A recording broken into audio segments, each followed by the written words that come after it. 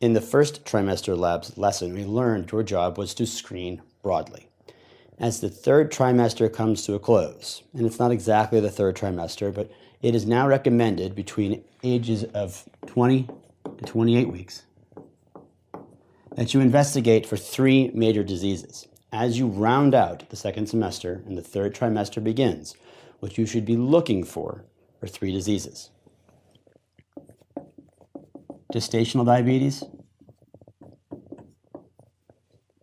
alloimmunization,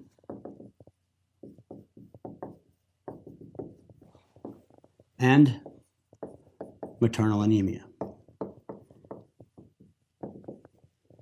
That's going to come down to mom's hemoglobin, mom's Rh or rhesus antigen status, and looking for the blood sugar. Let's talk about each one of these one at a time. Gestational diabetes is diabetes that develops during pregnancy. It is diabetes that starts after 20 weeks. The patient is going to be an asymptomatic screen. You're going to check everybody for gestational diabetes. Diabetes itself is a problem during fetal development in the first 8 weeks, where it really messes up the cardiac system. Gestational diabetes is harmful to mom because she has high blood sugar, and it can result in big babies, macrosomia, which leads to shoulder dystocia. So you do want to control the blood sugar in mom, even though we're catching it after 20 weeks where the critical development is over. It can still cause problems for mom and baby. Women who are at increased risk for gestational diabetes are going to be those who are obese, BMI greater than 30, someone who has had a history of gestational diabetes in previous pregnancies, or those who are already pre-diabetic, also called insulin insensitivity. This causes you to screen someone maybe even earlier than 20 to 26 weeks, but in general, you can wait towards the latter half of the second trimester before you screen for gestational diabetes. I want to point out some differences between internal medicine and obstetrics. So that's going to be the highlight, because you learn about diabetes a lot in medicine and endocrinology. It is very different in obstetrics.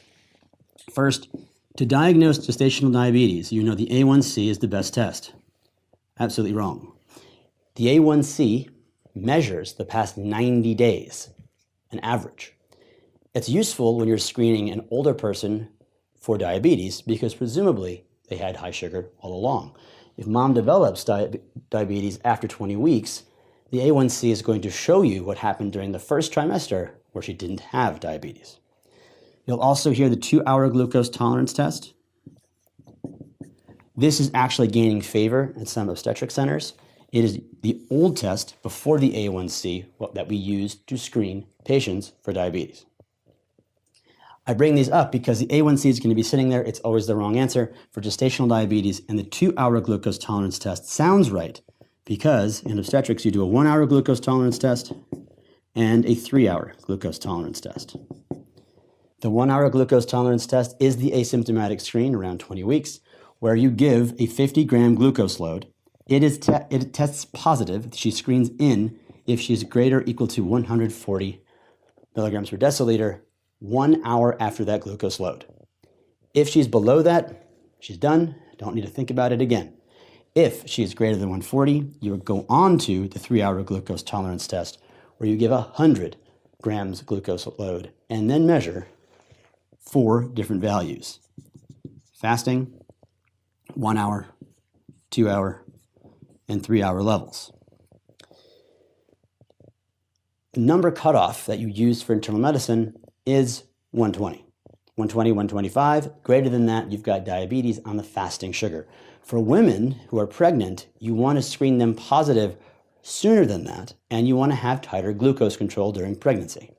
So the values for the 3-hour glucose tolerance test are going to be a fasting sugar greater than 90, a 1-hour test greater than 180, a 2-hour test greater than 155, and a 3-hour test greater than 140.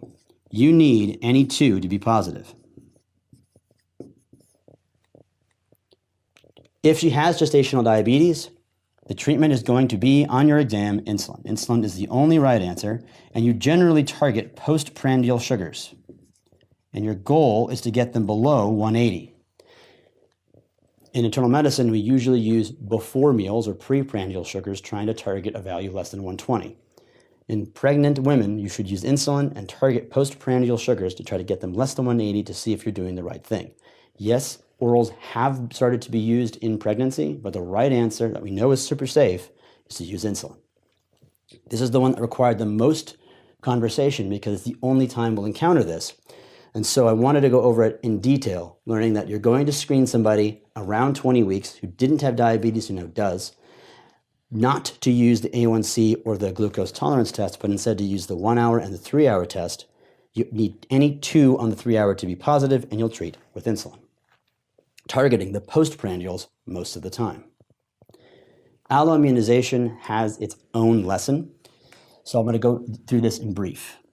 The idea here is that mom is Rh antigen negative, and she happened to have had a baby who was Rh antigen positive. This led mom to become Rh antibody positive. If she has an Rh antigen positive child again, her antibodies will be able to attack it. That is, will attack the baby and lead to fetal anemia. This is why it's a big deal. The patient is going to be someone who's screened in during the first trimester labs.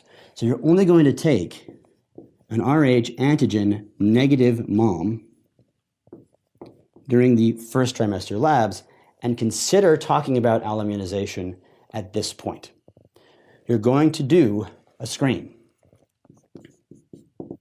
The first thing you're going to do is ask, does she already have the antibodies developed? If she is Rh antibody positive, you're going to do something very different because while you screen her now, it's already too late. You can't do anything about it.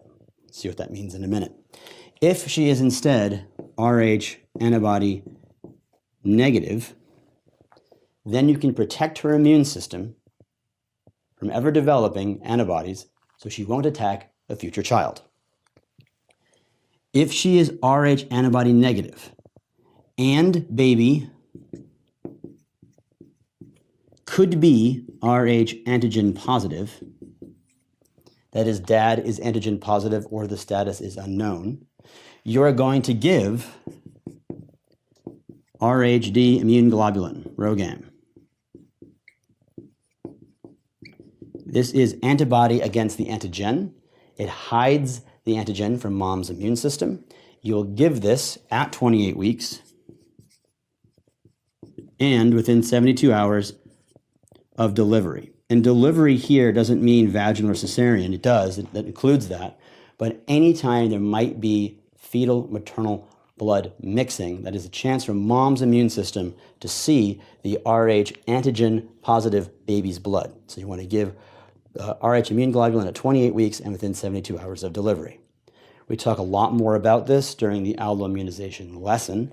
So if you have Rh antibody positive mom and you happen to have an Rh antigen positive baby, you now are concerned with fetal anemia.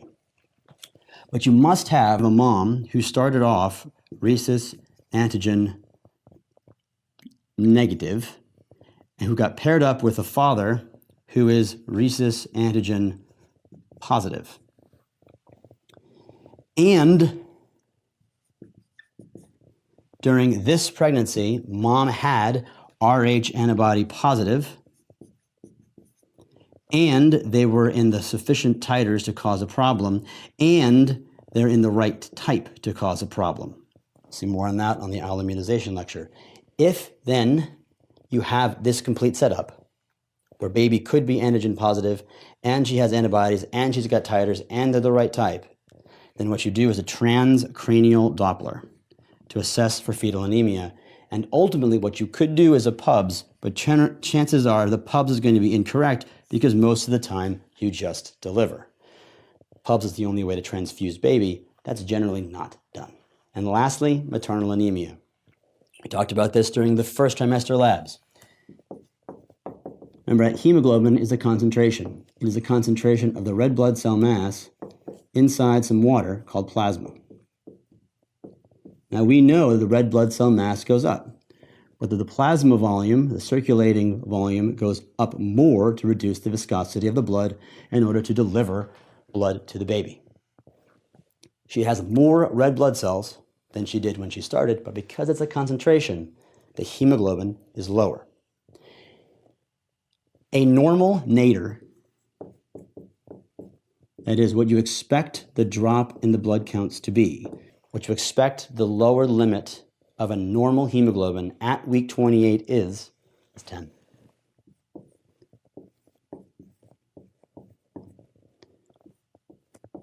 And in general, hemoglobin times 3 is the hematocrit. Some people are crit people, some people are hemoglobin people. They're interchangeable effectively. 10 and 30 is where you expect them to get normally, around 28 weeks.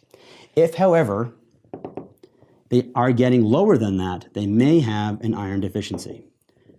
The reflex of maternal anemia should be iron deficiency. The patient is going to be an asymptomatic screen. Everybody gets it around week 28. You're just going to get a CBC or simply a hemoglobin. The diagnosis is going to be made hemoglobin less than 10 or hematocrit less than 30, which is effectively the same thing. And you should reflex to iron studies. Iron studies, as you'll learn in medicine, the ferritin will be low, the MCV will be very low, and the RDW elevated. They're probably not going to throw anything else at you. It's not fair because chances are it's iron deficiency anemia, and you treat with iron. Just as a point, you know that prenatal vitamins include folate. Folate is taken to prevent neural tube defects. Very rarely is it the cause of maternal anemia. So if you think of vitamin deficiency, think of iron, not folate. Okay, 3 broad strokes, 3 different diseases, all of which happen to be screened for around the same time, 20 to 28 weeks. Gestational diabetes, high risk if obese, had it before, or currently have prediabetes. Don't use the A1C or the 2-hour glucose tolerance test. Do use insulin. For alloimmunization, what matters is that mom has an antigen negative status. If she's antibody negative and baby could be antigen positive, protect her with RD immune globulin at 28 weeks and 72 hours of delivery. If mom already has developed antibodies and this baby could have the antigen, then you need to rule out and screen for fetal anemia. Talk more about that in that lesson. Maternal anemia, your hemoglobin is supposed to drop, but her red blood cell mass is up. If you find an anemia in obstetrics at around the 3rd trimester, then you probably have iron deficiency. Give iron. Don't be tricked by folate.